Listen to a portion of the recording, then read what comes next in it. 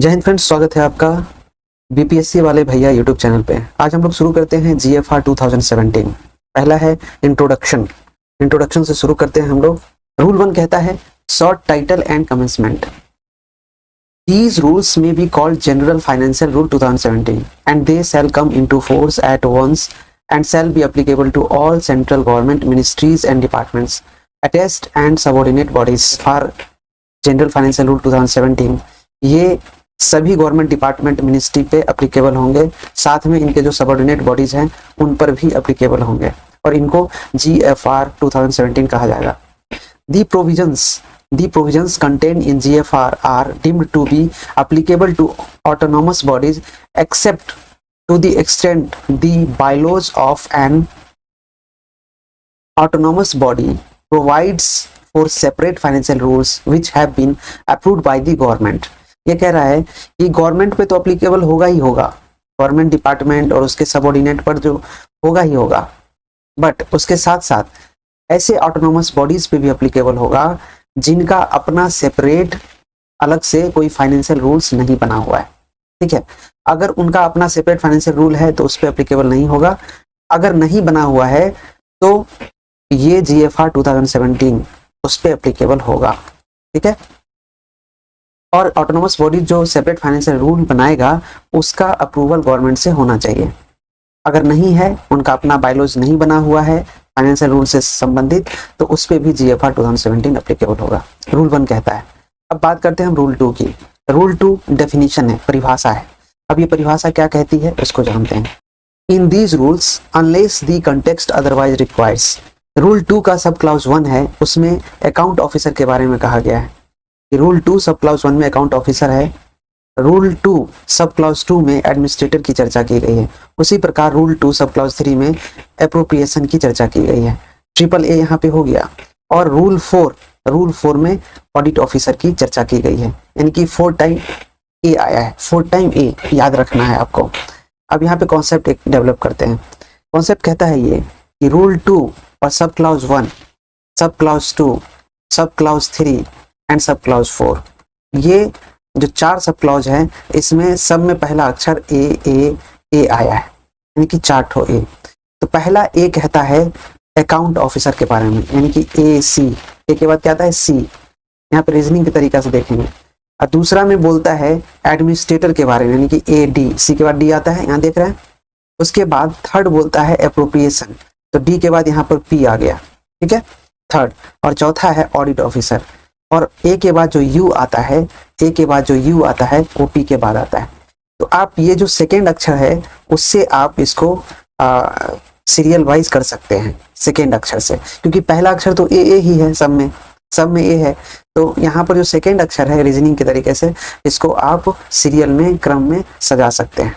ठीक है, तो याद हो जाएगा आपको इस प्रकार। रूल 2 सब क्लाउज 1 में हमने बोला पहले ए सी आएगा, दूसरा में हमने बोला ए डी आएगा, तीसरा में हमने बोला एपी आएगा और चौथा में हमने बोला एयू आएगा। एसी से बन जाएगा यहाँ पे अकाउंट ऑफिसर। क्या बन जाएगा? Account officer. और एडी से बन जाएगा यहाँ पे एडमिनिस्ट्रेटर। और एपी से यहाँ बन जाएगा एप्रोप्रिएशन, रूल 3 में एप्रोप्रिएशन। और ए4 से यहाँ पे बन जाएगा ऑडिट ऑफिसर। ठीक है, तो यहाँ पे 4 आपको कॉन्सेप्ट याद रहेगा, एक 4 करके ब्रेक करके याद करेंगे। तो पहला था रूल 2 में अकाउंट ऑफिसर। इसका मीन्स क्या होता है? Means the head of an office of accounts. जो ये अकाउंट्स ऑफिसर होते हैं वो हेड ऑफ ऑफिस होते हैं अकाउंट्स के। और द हेड ऑफ अ पे and accounts office set up under the scheme of departmentalisation of accounts. ठीक है, तो ये accounts officer head of an office of accounts भी होते हैं, साथ में हेड ऑफ पे एंड अकाउंट्स भी होते हैं। और जो ऐसा ऑफिस सेटअप किया जाता है इस स्कीम के तहत, डिपार्टमेंटलाइजेशन ऑफ अकाउंट जो होता है उसके भी हेड होते हैं। ठीक है, अब बात करते हैं हम लोग एडमिनिस्ट्रेटर का। एडमिनिस्ट्रेटर का मतलब क्या होता है? Administrator of A union territory. Union territory UTs जैसे होता है, अंडमान निकोबार हो गया, लक्षद्वीप हो गया, एटसेट्रा। वहाँ पे जो एडमिनिस्ट्रेटर है उसका मतलब यही है, by what ever name designated. तो वहाँ के जो एडमिनिस्ट्रेटर हैं वो वही मतलब यहाँ भी होता है। जैसे आपको स्टेट में गवर्नर देखने को मिलते हैं ना, उसी प्रकार यूटीज में एडमिनिस्ट्रेटर देखने को मिलते हैं। ठीक है, कुछ ऐसे यूटीज है जहाँ पे एडमिनिस्ट्रेटर वर्क कर रहे हैं, कुछ में गवर्नर कर रहे हैं। अब यहाँ पे अप्रोप्रिएशन है, रूल 2 सब क्लॉज 3 में। अप्रोप्रिएशन का मतलब क्या होता है? Appropriation means the assignment to meet specified expenditure. ये असाइनमेंट है एक्सपेंडिचर का, expenditure of fund included in a primary unit of appropriation. तो ये अप्रोप्रिएशन जो होता है, इसका मतलब होता है कि एक जो फंड होता है खर्च करने के लिए, एक प्राइमरी यूनिट में, यानी कि कोई बजट हेड है उसका कोई एक यूनिट बना हुआ है ना। बजट हेड है ना, मेजर हेड, माइनर हेड, सब हेड, उसके बाद ऑब्जेक्ट हेड बनता है, यानी 5 प्रकार से होते हैं। तो वो जो यूनिट बनता है हेड का, वो जिस हेड में वो पैसा दिया गया उसको अप्रोप्रिएशन बोलते हैं, उसको प्राइमरी यूनिट बोलते हैं, ठीक है। और जो फाइनल यूनिट होता है उसको ऑब्जेक्ट हेड बोलते हैं। ऐसा क्वेश्चन भी पूछा जाता है। तो आप ये बोल सकते हैं appropriation means the assignment to meet specified expenditure of funds included in a primary unit of appropriation. तो प्राइमरी यूनिट ऑफ अप्रोप्रिएशन में जो फंड एक्सपेंडिचर के लिए स्पेसिफाइड है, ठीक है, इंक्लूडेड है, वो appropriation. Audit officer means the head of an office of audit. ये ऑडिट ऑफिस के हेड होते हैं ऑडिट ऑफिसर। और ये रूल 2 के सब क्लाउज 4 में GFR 2017 में इसका वर्णन है। Now we will discuss about competent authority, और ये रूल 5 में इसका वर्णन है। Competent authority means in respect of the power to be exercised under any of these rules, the president or such other authority to which the power is delegated by or under these rules, delegation of financial power rules or any other general or special orders issued by the government of India।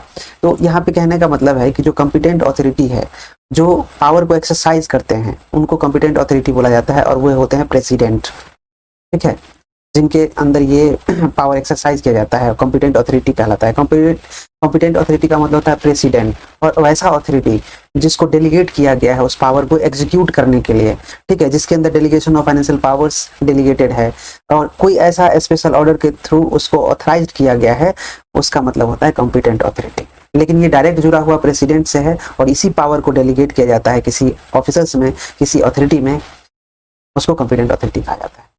I hope यहाँ पे clear हो गया होगा। तो 4A हमने पढ़ लिया। अब यहाँ पे C देखिए, 5 से शुरू हो गया, और 5 से लेकर के 10 तक C है, यानी कि 6C। Controller and auditor general means the controller and auditor general of India, ठीक है, जिसको C&AG बोलते हैं, C&AG बोलते हैं, कंट्रोलर एंड ऑडिटर जनरल। 7 में है कंसोलिडेटेड फंड।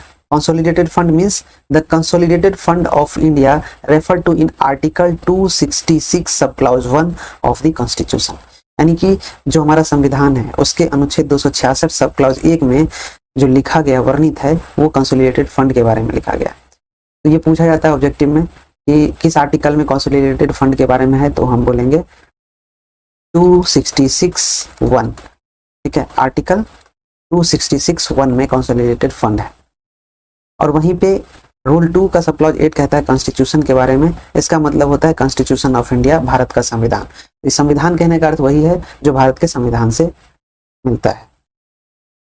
नेक्स्ट है 9 number, contingency fund. Rule 2 sub clause 9, contingency fund, ये भारतीय संविधान के आर्टिकल 267 सब क्लॉज 1 में है, ठीक है। तो 2 आर्टिकल याद हो गया आपको। एक हो गया कंसोलिडेटेड फंड।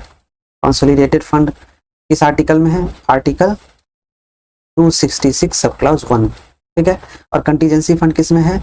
आर्टिकल 267 सब क्लॉज 1 में, है ना। तो contingency fund means the contingency fund of India established under the contingency fund of India act 1950। तो contingency fund of India act भी है, वो है 1950, याद रखना है, इन टर्म्स ऑफ आर्टिकल 267 सब क्लॉज 1 ऑफ द कॉन्स्टिट्यूशन, ठीक है। अब हम लोग कंट्रोलिंग ऑफिसर के बारे में पढ़ें। आगे हम लोगों ने पढ़ा था ऊपर में कॉम्पिटेंट अथॉरिटी के बारे में, ठीक है, कॉम्पिटेंट अथॉरिटी, और ये हमने पढ़ा था रूल 2 सब क्लॉज 5 में, ठीक है। आर्टिकल से मतलब इसके अल्फाबेट से हमको याद हो गया, ठीक है। अब यहाँ पे हम लोग कंट्रोलिंग ऑफिसर के बारे में पढ़ रहे हैं रूल 10 में, ठीक है, रूल 2 का सब क्लॉज 10 में। Controlling officer means an officer entrusted by a department of the central government with the responsibility controlling the incurring of expenditure and or the collection of revenue। तो controlling officer का जो मतलब होता है यहाँ पे, वो होता है एक डिपार्टमेंट या सेंट्रल गवर्नमेंट के में काम करने वाला ऑफिसर जो रिस्पॉन्सिबल होता है इस चीज को कंट्रोल करने के लिए, जो खर्च होते हैं उस डिपार्टमेंट में, ठीक है, और जो कलेक्शन होता है रेवेन्यू का, राजस्व का, जो इनकम्स होते हैं, तो इस पर जो रेवेन्यू और एक्सपेंडिचर है उस पर जो कंट्रोल रखता है, जिसको मैनेज करता है, जिसके लिए उसके लिए रिस्पॉन्सिबल होता है, उसको कंट्रोलिंग ऑफिसर कहा जाता है। The term shall include a head of department and also an administrator. Rule 2 sub clause 11 में department of the government of India के बारे में कहा गया है, और इसका मतलब होता है any of the ministries, departments, secretariats and offices as notified from time to time and listed in the first schedule to the government of India allocation of business rules। तो department of the government of India का मतलब है कोई ministry है उसका departments, सेक्रेटेरिएट्स, offices, और ऐसा जो भी टाइम टू टाइम लिस्ट किया जाता है प्रथम अनुसूची में, फर्स्ट स्केड्यूल्स में गवर्नमेंट ऑफ इंडिया का। सब क्लॉज 12 क्या कहता है? ये बात करता है डीडीओ के बारे में, और ये बहुत ही महत्वपूर्ण है। रूल 2 सब क्लॉज 12 याद रखना है। डीडीओ का फुल फॉर्म होता है, कहीं कहीं डीडीओ का फुल फॉर्म भी पूछते हैं, drawing and disbursing officer. Sir इसका मतलब होता है a head of office and also any other gazetted officer so designated by a department of the central government, a head of department और an administrator to draw bills and make payments on behalf of the central government. यहाँ तक बोला गया है कि drawing and disbursing officer का मतलब होता है हेड ऑफ ऑफिस या कोई गजेटेड पदाधिकारी जो राजपत्रित अधिकारी होता है, जो कि किसी डिपार्टमेंट के द्वारा डेजिग्नेट किया गया, यानी कि गवर्नमेंट ऑफ इंडिया के डिपार्टमेंट के द्वारा डेजिग्नेट किया गया है, या हेड ऑफ डिपार्टमेंट के द्वारा किया गया है, या एडमिनिस्ट्रेटर है जो बिल को ड्रॉ करता है, ठीक है, और उसका पेमेंट करता है, इनकी बिल बनाता है और पेमेंट करता है किसके बिहाफ पर? सेंट्रल गवर्नमेंट के बिहाफ पर, उसे डीडीओ कहा जाता है। तो इनको ड्राइंग एंड डिस्बर्सिंग ऑफिसर कहा जाता है, ठीक है। ये पावर होता है इनके पास, फाइनेंशियल पावर होता है। The term shall also include a head of department और administrator where the himself discharge such function. तो इनको हेड ऑफ डिपार्टमेंट भी कहा जाता है, मतलब ये टर्म जो है इंक्लूड करता है एचओडी का और एडमिनिस्ट्रेटर का, जहाँ पे ये सारे जो है फंक्शन खुद ही डिस्चार्ज करते हैं। अगला है रूल 2 और सब क्लॉज 13। इसमें कहा गया है मिनिस्ट्री ऑफ फाइनेंस के बारे में। 13 में मिनिस्ट्री ऑफ फाइनेंस, इसका मतलब होता है ministry of finance of the central government, यानी कि जो वित्त मंत्रालय है भारत सरकार का, वही मतलब होता है इसका। यहाँ पे रूल 2 सब क्लॉज 14 ये कहता है फाइनेंशियल ईयर के बारे में, और आपको पता है कि फाइनेंशियल ईयर 1 अप्रैल से शुरू होता है और 31 मार्च को एंड होता है, ठीक है। तो यहाँ पे इसका मतलब होता है the year beginning on the 1 of April and ending on the 31 of March followings, ये है फाइनेंशियल ईयर। आगे बात करते हैं रूल 2 सब क्लॉज 15। यहाँ पे गवर्नमेंट लिखा हुआ है, यानी कि सब क्लॉज 15 में गवर्नमेंट का मतलब है, और गवर्नमेंट का वही मतलब है जो भारत सरकार से मतलब है, ठीक है, यानी कि केंद्रीय सरकार से, सेंट्रल गवर्नमेंट से। और फिर यहाँ पे बात करते हैं सब क्लॉज 16 की, गवर्नमेंट अकाउंट्स के बारे में हमें चर्चा है। Means the account relating to the consolidated fund, the contingency fund and the public account as defined in this rules. Government account का मतलब वही है जो कंसोलिडेटेड फंड से है, कंटीजेंसी फंड से है और पब्लिक अकाउंट से है। अब यहाँ पे आपको बताना है कि कंसोलिडेटेड फंड किस आर्टिकल में है भारतीय संविधान के। तो हमने पढ़ा था 266 सब क्लॉज 1, और वहीं पे पब्लिक अकाउंट की बात करें तो यहाँ पे हो जाएगा 266 सब क्लॉज 2, और कंटीजेंसी फंड की बात करें तो आर्टिकल 267 सब क्लॉज 1 हो जाएगा, ठीक है। और ये क्वेश्चन पूछा गया क्वेश्चन है और पूछेगा भी, ठीक है। रूल 2 सब क्लॉज 16 में गवर्नमेंट अकाउंट्स। अब यहाँ पे सब क्लॉज 17 पढ़ते हैं। यहाँ पे बोला है कि हेड ऑफ डिपार्टमेंट, एचओडी का मतलब क्या होता है? तो इसका मतलब होता है an authority or person not below the rank of deputy secretary to the government of India, declared by the concerned department in the government of India as a head of department in relation to an identifiable establishment or establishments to exercise the delegated financial power under these rules। ठीक है, तो HODs का मतलब होता है कि वैसा authority जो कि डिप्टी सेक्रेटरी रैंक से नीचे का नहीं हो, ठीक है, डिप्टी सेक्रेटरी रैंक का हो, उसके नीचे का नहीं हो, जिसके अंदर डेलीगेशन ऑफ फाइनेंशियल पावर है। अब यहाँ पे हेड ऑफ ऑफिस की चर्चा की गई है और ये है रूल 2 सब क्लाउज 18 में हेड ऑफ ऑफिस के बारे में।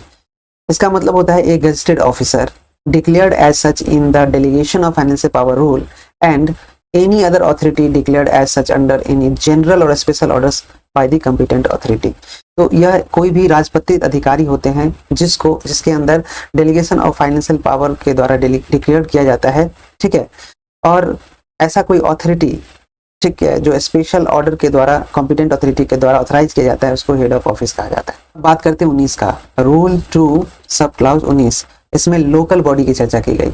लोकल बॉडी का मतलब क्या होता है? Local body means an authority legally entitle और specially empowered by government to administer a local fund, ठीक है। तो गवर्नमेंट के द्वारा जो एडमिनिस्टर किया गया है लोकल फंड को मैनेज करने के लिए, वही है लोकल बॉडी।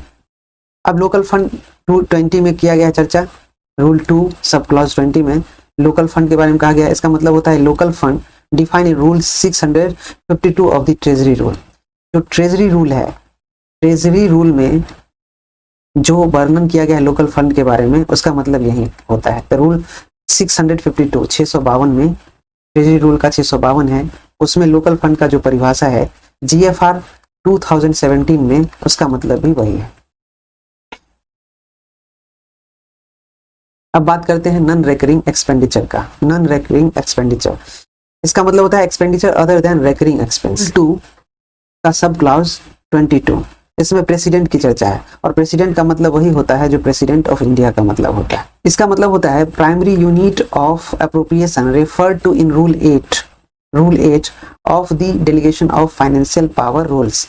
तो डीएफपीआर का रूल 8 है, डीएफपीआर का रूल 8 है, उसमें जो वर्णन है प्राइमरी यूनिट्स का, प्राइमरी यूनिट ऑफ एप्रोप्रिएशन का, वही मतलब होता है जीएफआर 2017 में। 4 को देखते हैं, यहाँ पे पब्लिक अकाउंट्स के बारे में कहा गया है। हमने बताया था आर्टिकल 266 सब क्लाउज 2 में पब्लिक अकाउंट्स के बारे में है। अब यहाँ पे 25 सब क्लाउज है रूल 2 का। इसका मतलब क्या होता है? इसका मतलब होता है पब्लिक वर्क्स, और पब्लिक वर्क्स का मतलब होता है civil work, electrical works, including public building, public services, transport infrastructure etcetera, both original and repair works and any other projects including infrastructure which is for the use of general public। तो जहाँ पे infrastructure का work हो, ठीक है, repair work हो, civil work हो, public building का वर्क हो, सर्विसेज हो पब्लिक का, इलेक्ट्रिकल वर्क्स हो, सिविल वर्क्स हो जनरल पब्लिक के लिए, ये रूल 2 के 25 में, सब क्लॉज 25 में बना। अब ये क्वेश्चन पूछा हुआ है रीअप्रोप्रिएशन, ये है रूल 2 के सब क्लॉज 26 में, ठीक है। रीअप्रोप्रिएशन का मतलब क्या होता है? The transfer of funds from one primary unit of appropriation to another such unit. यहाँ ये होता है कि जैसे बजट है, बजट बना और उस बजट में किसी यूनिट में अलॉट किया गया फंड, ठीक है, एक यूनिट हो गया, दूसरे यूनिट में भी अलॉट किया गया। हो सकता है कि यहाँ फंड कम पड़ गया, एक्सपेंडिचर ज्यादा हो गया, तो इस अलॉटमेंट से इस अलॉटमेंट में जो ट्रांसफर करेंगे पैसा, उसी को रीअप्रोप्रिएशन बोलते हैं। एक एप्रोप्रिएशन से दूसरे एप्रोप्रिएशन में जो ट्रांसफर करते हैं मनी को, उसी को रीअप्रोप्रिएशन बोलते हैं। आगे है रेकरिंग एक्सपेंडिचर। अभी नॉन रेकरिंग हम लोग पढ़े थे, अब यहाँ पे रेकरिंग एक्सपेंडिचर है और ये है 27 में, रूल 2 के 27 में, सब क्लॉज 27 में। इसका मतलब होता है the expenditure which is incurred at periodical intervals for the same purpose, यानी कि एक ही पर्पस के लिए जो पीरियडिक इंटरवल्स पे खर्च होते हैं उसको रेकरिंग एक्सपेंडिचर बोलते हैं। Expenditures other than recurring expenditure are non recurring expenditure. तो हम बताया कि जो पीरियडिकल इंटरवल्स पे एक्सपेंडिचर है वो रेकरिंग है, और जो पीरियडिकल इंटरवल्स पे नहीं होता है उसको नॉन रेकरिंग बोलते हैं। करते हैं रूल 2 का सब क्लॉज 28, इसमें रिजर्व बैंक की चर्चा है। रिजर्व बैंक का मतलब क्या होता है? The reserve bank of India और एनी ऑफिस और agency of the reserve bank of India and includes any bank acting as the agent of the Reserve Bank of India in accordance with the provisions of RBI Act 1934, Act 2 of 1934। तो reserve bank of India का वही अर्थ है RBI act से। पे sub clause 29 है, rule 2 sub clause 29। यहाँ पे subordinate authority के बारे में चर्चा है। Subordinate authority means a department of the central government और any authority subordinate to the president. जो प्रेसिडेंट के सबऑर्डिनेट्स होते हैं, जो उनके नीचे काम करते हैं, अथॉरिटी होते हैं, ठीक है, सेंट्रल गवर्नमेंट के, और कोई भी ऐसा अथॉरिटी जो मतलब प्रेसिडेंट का सबऑर्डिनेट होता है, उसको सबऑर्डिनेट अथॉरिटी बोलते हैं। यहाँ पे 30 सब क्लॉज 30 ट्रेजरी रूल्स, इसका मतलब होता है treasury rules of the central government. Central government का ट्रेजरी रूल है वही मीनिंग यहाँ पर है। अब हम लोग पढ़ेंगे यहाँ पे कैपेक्स मॉडल और ओपेक्स मॉडल। तो पहला जो है सब क्लॉज 31 में रूल 2 का सब क्लॉज 31 इसमें कैपेक्स मॉडल। कैपेक्स में CAP पहला अक्षर है, इसको कैपिटल से हम लोग डिनोट करेंगे। तो कैपेक्स मॉडल कहता है in the capex model capital expenditures is used by the buyer. देखिए कैपेक्स का पहला कैप मैंने बोला था और कैपिटल से बोला था जोड़ने के लिए, यहाँ लिख भी दिया कि कैपिटल एक्सपेंडिचर जो यूज किया जाता है बायर के द्वारा टू स्टेट वे purchase goods followed by procurement of consumables, arranging comprehensive maintenance, contract after warranty period and finally disposing the product after useful life. कि जो कैपिटल एक्सपेंडिचर होता है वो बायर के द्वारा यहाँ पे किया जाता है। जो बायर होते हैं यहाँ पे सारा चीज बायर के द्वारा किया जाता है। वो कैपिटल नेचर का परचेज भी करते हैं, ठीक है। उसके बाद उसका जो प्रोक्योरमेंट होता है कंज्यूमेबल्स, उसका अरेंजमेंट भी करते हैं, मेंटेनेंस भी करते हैं और लास्ट में उसको डिस्पोज भी किया जाता है, ठीक है। जो उसका यूजफुल लाइफ है उसका उपयोग करने के बाद जो डिस्पोज किया जाता है वो सारा काम बायर का होता है कैपेक्स मॉडल में। रूल 2 का सब क्लॉज 32 ये ओपेक्स मॉडल की बात करता है। ओपेक्स मॉडल क्या होता है? In opex model the seller provides the goods, maintains it and also provides the consumables as required and finally takes back the goods after useful contracted life. The expenditure is made by the buyer in a staggered manner as per the terms and conditions of the contract. अब यहाँ पे opex model में क्या होता है कि सब कुछ सप्लायर को करना होता है। यानी कि सप्लायर क्या करेगा, वो आपको गुड्स सब प्रोवाइड भी करेगा, उसके बाद उस गुड्स को मेंटेन भी करेगा, उसके बाद उसका यूज अगर हो गया, मानिए कोई खराबी हो गया तो उसको वापस ले लेगा वारंटी पीरियड में, फिर नया आपको देगा, ठीक है। बीच बीच में मेंटेनेंस करेगा और जैसे ही उसका कॉन्ट्रैक्टेड लाइफ खत्म हो जाएगा तो उसको डिस्पोज भी कर देगा। और इसका सिर्फ जो एक्सपेंडिचर जो भी आपको बायर जो है सिर्फ उसका खर्च पे करता है। वहाँ पे हम लोग पढ़ते हैं rule 3 inter departmental consultation. When the subject of A case concern more than one department, no order shall be issued until all such departments have concurred, or failing such concurrence a decision has been taken by or under the authority of the cabinet। बोला है कि जब कोई भी ऐसा विषय या ऐसा केस, ठीक है, जो एक डिपार्टमेंट से अधिक से जुड़ा हुआ हो तो कोई भी ऑर्डर पास नहीं किया जाना चाहिए, ठीक है, जब तक कि इससे जुड़े हुए डिपार्टमेंट से कंकरेंस नहीं लिया गया, ठीक है। अगर कंकरेंस नहीं मिल पाता है तो जो डिसीजन है वो सब जो कैबिनेट अथॉरिटी होते हैं उस पे ये छोड़ दिया जाता है, उसके अंडर की चीज है। In this regard it is clarified that every case in which a decision if taken in one department is likely to affect the transaction of business allotted to another department shall also be deemed to be a case which concern more than one department। अगर कोई एक department से जुड़ा हुआ decision है तो वो जो डिसीजन है एक डिपार्टमेंट के लिए लिया गया है तो ये सभी डिपार्टमेंट को ये डिसीजन अफेक्ट करेगा। कभी कभी क्या होता है कि एक डिपार्टमेंट के लिए डिसीजन लिया गया है तो वो डिसीजन सबके लिए लागू हो जाता है। Rule 4 departmental regulations of financial character. Financial यानी कि वित्तीय फाइनेंशियल कैरेक्टर के जो रेगुलेशंस है डिपार्टमेंट के उसके बारे में। All departmental regulations in so far as they embody orders or instructions of a financial character or have important financial bearing must invariably be made by or with the approval of the Ministry of Finance। तो ये जो departmental regulations of financial characters होते हैं वो ministry of finance के approval से किए जाते हैं लागू। रूल 5 कहता है removal of doubts. Where a doubt arises as to the interpretation of any of the provisions of these rules, the matter shall be referred to the Ministry of Finance for decisions। अगर किसी प्रकार का आपको doubt है financial matter पे interpretation का, अगर आप उसके इंटरप्रिटेशन में कोई आपको डाउट है तो इस मैटर को अगर आपको कंप्लीट करना है, क्लैरिफाई कराना है तो वो मिनिस्ट्री ऑफ फाइनेंस से आप कंसल्ट कर सकते हैं और उसका डिसीजन ही फाइनल होगा उस मैटर पे। ये किसी प्रकार भी डाउट को रिमूव करने का अधिकार किसको है? मिनिस्ट्री ऑफ फाइनेंस को। रूल 6 कहता है मॉडिफिकेशन के बारे में।